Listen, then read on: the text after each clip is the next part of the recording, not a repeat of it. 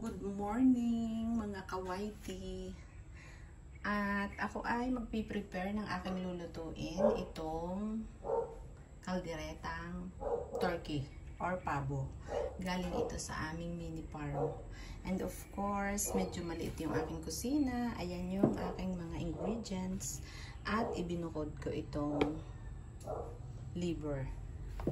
Of course, luto tayo dito sa aking munting kusina ng kalderetang pabo. Request ng aking mister. And of course, simulan natin ang ating pagluluto. Medyo konti lang yung aking butter, guys. Naubusan. Lagyan na lang natin ng virgin coconut oil.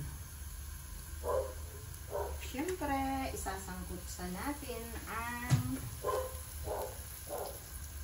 mga sibuyas.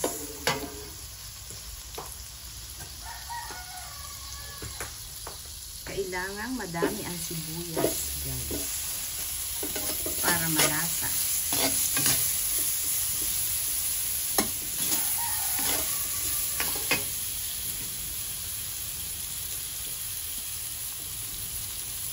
Kamayin na natin. Kami rin lang naman yung kakain. Sure na malinis yung aking kamay.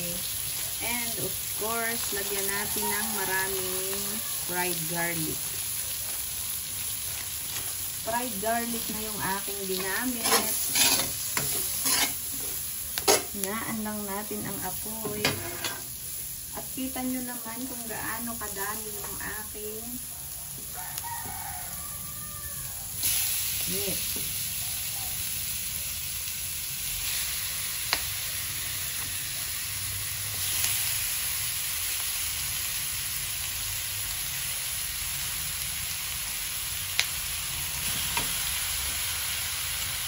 Caldereta.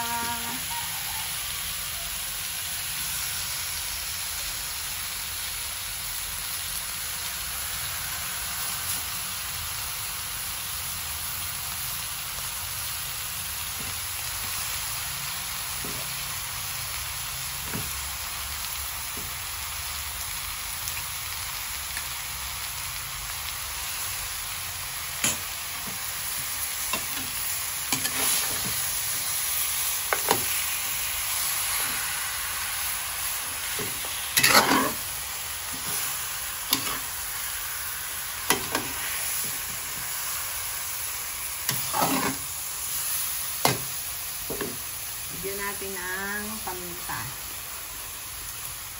para lumasa yung kanyang karne. And of course, alam niyo naman sa kaldereta dapat may paprika para mas mapula pa. So wala akong paprika. Lalagyan ko na lang siya ng konting toyo or soy sauce para mag-red. Medyo mag-darken yung kanyang karne.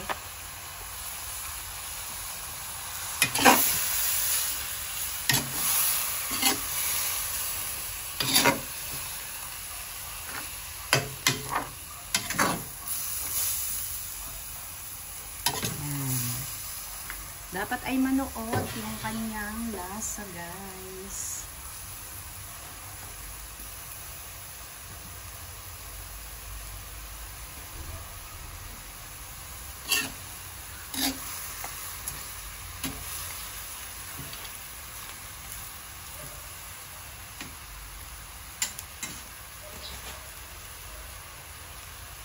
Bigyan natin ng konting tubig para siya ay lumambot at malaga.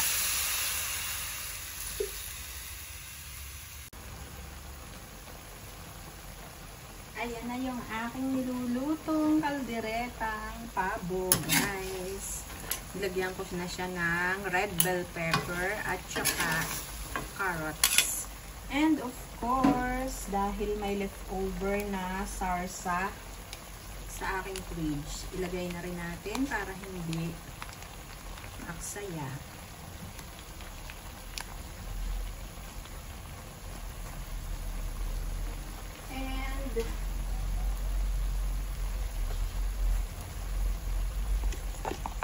natin ng sauce.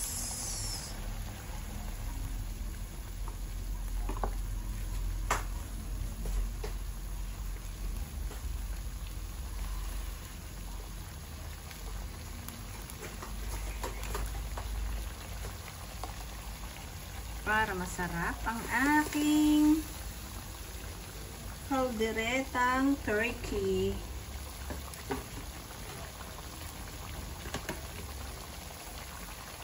Last na ilalagay ang liver para hindi overcook. So yummy!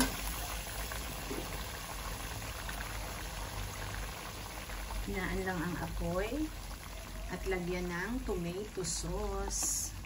I-open ko na lang para mas mabilis kong mailagay. Lagyan ng konting tomato sauce.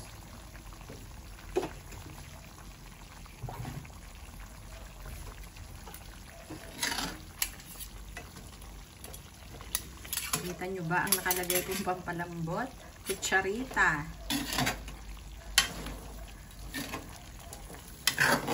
Yan.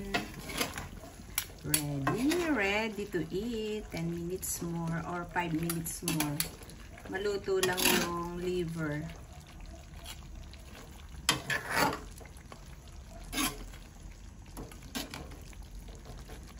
Yan. Pwede din siyang lagyan pa ng toppings na green and red bell pepper kung meron pa.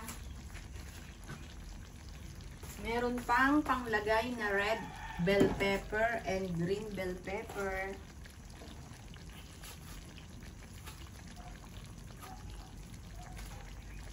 Lutong bahay.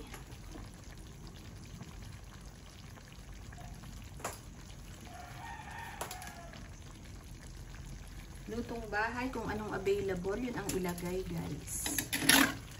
Yan. Masarap na.